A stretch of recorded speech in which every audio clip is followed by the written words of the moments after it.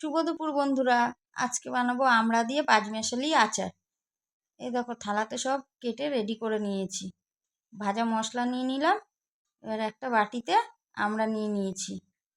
এবার দিয়ে দেবো গাজর কুচি, লেবু কুচি দিয়ে দিব,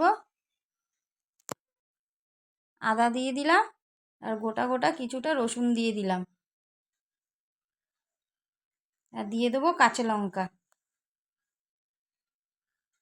লঙ্কাটা একটু বেশি করে দিলাম, কারণ আচার তো ঝাল ঝাল খেতে বেশি ভালো লাগে।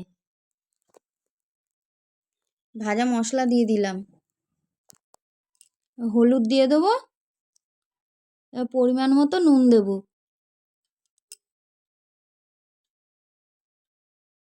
লঙ্কার গুঁড়ো দিয়ে দেবো কিছুটা, যাতে কালারটা দেখতে সুন্দর হয়।